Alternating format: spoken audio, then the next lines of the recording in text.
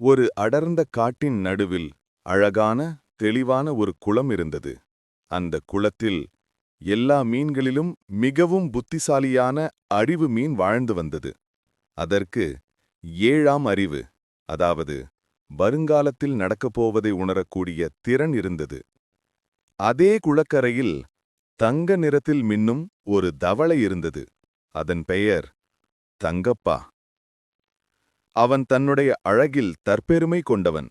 ஒரு மாலை நேரம் தங்கப்பா தன் அழகை குளத்தின் நீரில் ரசித்து பார்த்து கொண்டிருந்தான். ஹே ஹே, என்ன அழகு! என் உடல் தங்கம் போல மின்னுது. என்னை போல அழகா இருக்கணும் என்றால் யாருக்கு தகுதி இருக்கு? அப்போது அறிவு மீன் நீரின் மேற்பரப்புக்கு மேலே வந்து பார்த்தது. என்னடா அறிவு மீனே, ஏன் இப்படி கவலையா இருக்க? என்னை பாரு, எவ்வளவு அழகா மின்னுறேன். தங்கப்பாவே, எனக்கு ஒரு அச்சம் தோன்றுது. நாளை காலை சூரியன் உதிக்கும் முன் வேட்டையாடிகள் இங்கே வரப்போறாங்க. அவர்கள் உன் தங்க நிறத்தைக் கண்டால் முதலில் உன்னையே பிடிப்பாங்க. ஹஹா, உன் அறிவு இப்போ பயமா மாறிவிட்டதா?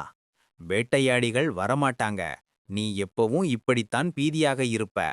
நம்பினா நல்லது. இன்றிரவே குளத்திலிருந்து புறப்படு. உயிர் காக்கலாம். ஆனால் தங்கப்பா கேட்டுக்கொள்ளவில்லை. என் அழகு எனக்கு பாதுகாப்பு தரும் என்று நம்பி தூங்கிவிட்டான். அறிவு மீன் கணித்தது போலவே 2 வேட்டையாடிகள் குளத்திற்கரையில் வந்தனர். அங்கே பாரு, அந்த தங்க நிற தவளை. அது நிச்சயமா விலை உயர்ந்தது. விளைவா பிடிச்சுக.